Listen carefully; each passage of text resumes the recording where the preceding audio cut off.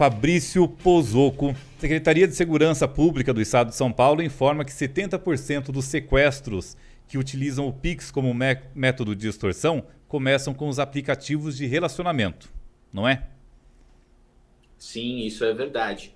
Infelizmente, a gente tem observado um aumento muito grande nessa situação do sequestro, né? A gente chama de, que antigamente a gente chamava de sequestro relâmpago, hoje a gente chama do sequestro do Pix, né? E muitas vezes levado a esses aplicativos de relacionamento, cujos dos mais famosos é o Tinder, né? Por isso que a gente tem visto aí crescer assustadoramente nas estatísticas da polícia exatamente o golpe do Tinder.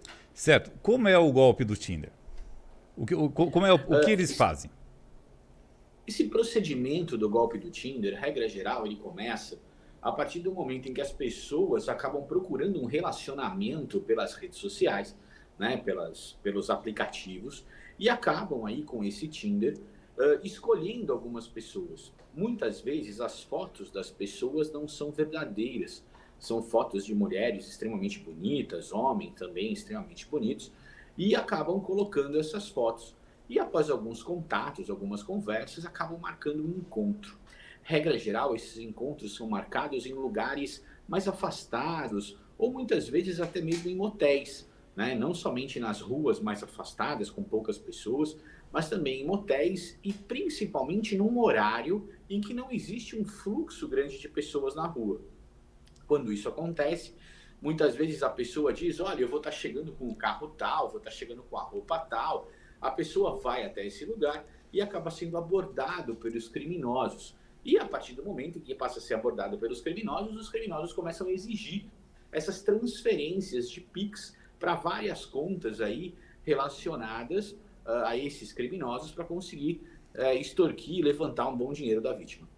E eu já vi até artista que caiu nesse golpe, hein? Sim, a imprensa tem relatado que artistas têm caído nesse golpe e principalmente pessoas de mais idade acabam aí também caindo nesse golpe, principalmente os homens de mais idade que acabam procurando aí nesses relacionamentos amorosos com pessoas muito mais jovens e acabam caindo aí nesse golpe e sofrendo essas extorsões aí, esses valores acabam sendo retirados das suas contas. Certo. Qual o direito da vítima que passa por isso?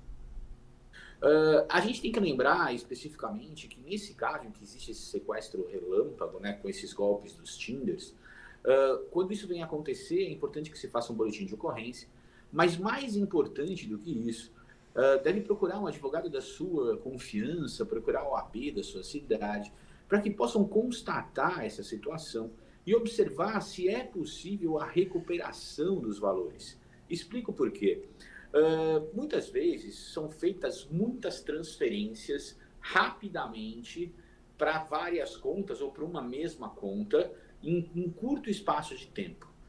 O próprio Pix, quando é utilizado para fazer isso, existem algumas ferramentas de controle que muitas vezes acabam não sendo observadas pelo banco, principalmente porque existe um perfil do cliente quando ele acaba fazendo essas operações.